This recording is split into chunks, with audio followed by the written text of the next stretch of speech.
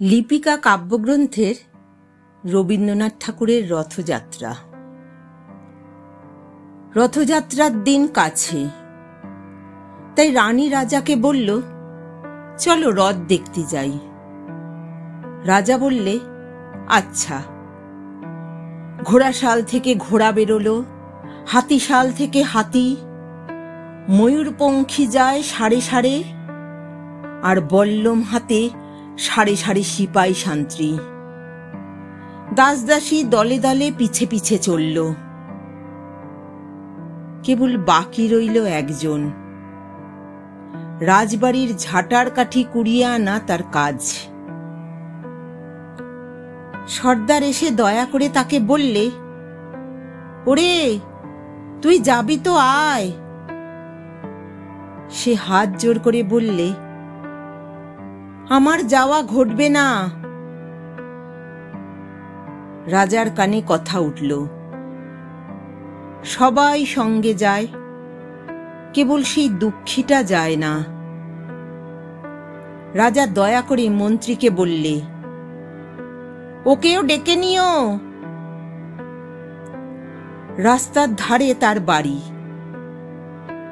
হাতি যখন সেখানে পৌঁছল, মন্ত্রী তাকে ডেকে বললে, ওরে দুঃখী, ঠাকুর দেখবি চল। সে হাত জোর করে বলল, কত চলবো? ঠাকুরের দুয়ার পর্যন্ত পৌঁছই এমন সাধ্য কি আমার আছে? মন্ত্রী বললে, ভয় কি রে তোর? রাজার সঙ্গে চলবি। সে বললে, সর্বনাশ, রাজার পথ কি আমার পথ? মন্ত্রী বললে, তবে তোর উপায়? তোর ভাগ্যে কি রথযাত্রা দেখা ঘটবে না? সে বললে, ঘটবে বই কি। ঠাকুর তো রথে করেই আমার দুয়ারে আসেন।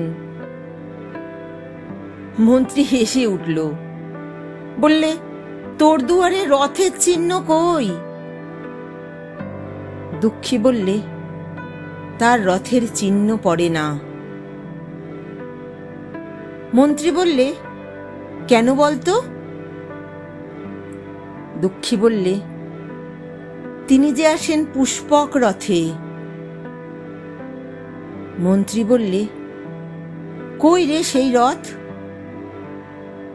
দুঃখী দেখিয়ে দিলে, তার দুয়ারের দুই পাশে দুটি সূর্যমুখী ফুটে আছে।